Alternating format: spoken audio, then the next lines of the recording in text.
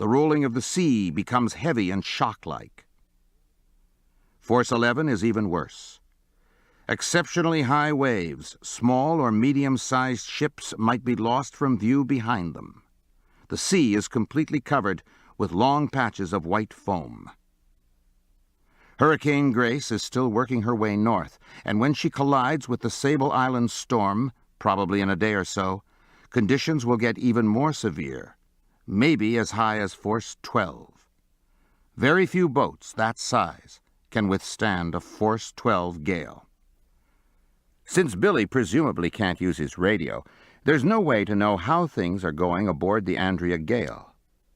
A fairly good idea, though, can be had from the Asian Maru 78, the Japanese longliner 200 miles to the southwest. The Asian Maru has a Canadian observer on board, Judith Reeves, who is charged with making sure the vessel abides by Canadian fishing regulations. The storm hits the Asian Maru around the same time as the Andrea Gale, but not as abruptly. Buoy 44-137, 60 miles to the south, shows a slow, gradual increase in wind speed starting at 5 p.m. on the 28th. By dawn on the 29th, the wind is 40 knots, gusting to 50, and peak wave heights are only 45 feet. That's considerably less than what Billy is experiencing, but it just keeps getting worse. By midnight, sustained wind speeds are 50 knots, gusts are hitting 60, and peak wave heights are over 100 feet. At 8:10 at night, October 29th, the first big wave hits the Asian Maru. It blows out a portside window with the sound of a shotgun going off. Water inundates the bridge and barrels down the hallway into Reeves' room. She hears panicked shouts from the crew and then orders that she doesn't understand. Men scramble to board up the window and bail out the water, and within an hour the captain has regained control of the bridge.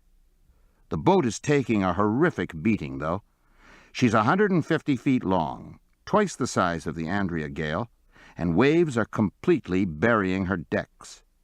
There are no life jackets on hand, no survival suits, and no EPIRB. Just before dawn, the second wave hits. It blows out 4 windows this time, including the one with plywood over it. All the circuits went. There was smoke and wires crackling, says Reeves. We crippled the ship, the VHF, the radar, the internal communication system, the navigation monitors. They were all rendered inoperable. That's when the radio operator came to me and said, in sign language, that he wanted me to go into the radio room. The radio operator had managed to contact the ship's agent by satellite phone, and Reeves is put on the line to explain what kind of damage they've sustained. While she's talking, Coast Guard New York breaks in. They've been listening in on the conversation and want to know if the Asian Maru needs help. Reeves says they've lost most of their electronics and are in serious trouble. New York patches her through to the Coast Guard in Halifax, and while they're discussing how to get people off the boat, the radio operator interrupts her. He's pointing to a sentence in an English phrase book. Reeves leans in close to read it. "We are helpless and drifting.